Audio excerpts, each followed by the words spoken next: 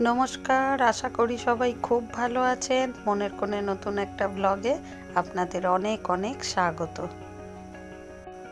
আজ সোমবার, সকাল এখন 10:30টার মতো বাজে। মা রান্নার জোগাড়জাতির জন্য বসে পড়েছে। গরমটাও আজকে খুব পড়েছে। ফ্রিজে কতগুলো পাট শাক ছিল, সেটা দিয়ে বড়া ভাজছে। দুপুরে ভাতের সাথে খেতে খেতে এই বড়া ঠান্ডা হয়ে যাবে, তাই মাকে বললাম দাও একটু টেস্ট করে দেখি কেমন হয়েছে। আজ দুপুরে মাকে বলেছি একদম হালকা রান্না করতে, একদম পেঁপে, আলু, কাঁচকলা দিয়ে কাতলা মাছের ঝোল। তাই মা আজকে আঝালা মাছের ঝোল আর পাট শাকের বড়া করেছে। কিন্তু ছেলে তো এইসব খাবে না, ও আবার মাছও খায় না। তাই ভাত, আলু ভাজা, পেঁয়াজ, লেবু নিয়ে বসেছে। আমি জোর করেই একটা মাছ ভাজা দিয়েছি। ভিডিও করছি দেখে আবার একটা কাঁচা লঙ্কাও নিয়েছে। এই যে এটা হলো আমাদের পাড়ার পুকুর।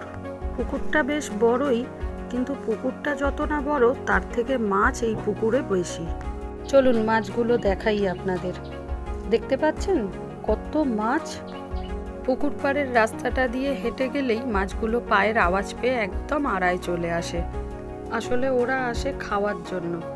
আমিও একটু মুড়ি নিয়ে চলে এসেছি ওদের খাওয়ানোর জন্য। অনেককেই দেখি বিকেল হলেই একটু মুড়ি হাতে করে নিয়ে চলে আসে।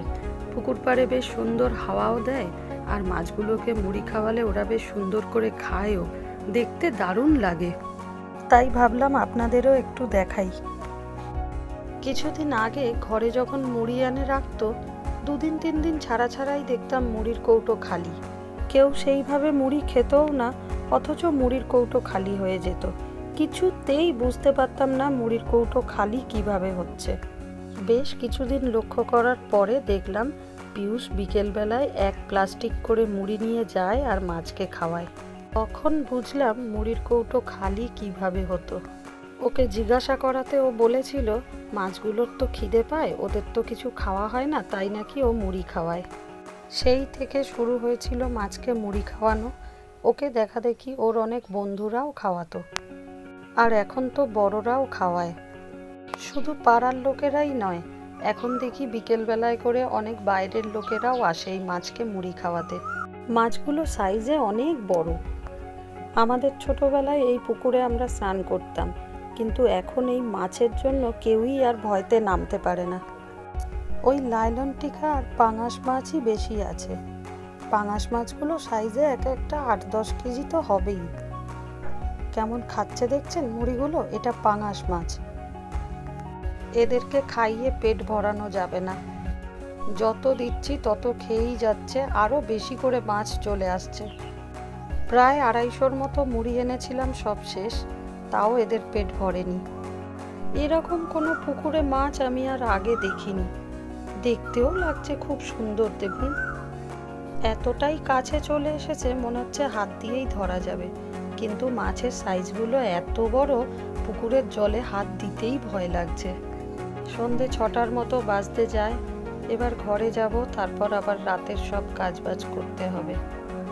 কিন্তু এত ভালো লাগছে এদের দেখতে, এখান থেকে যেতেই ইচ্ছা করছে না।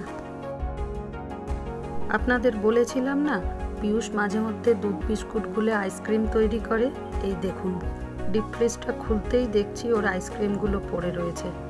এখনও 3টে রেখে দিয়েছে। এগুলো আর কিন্তু খাবে না, সেই ফেলাই যাবে।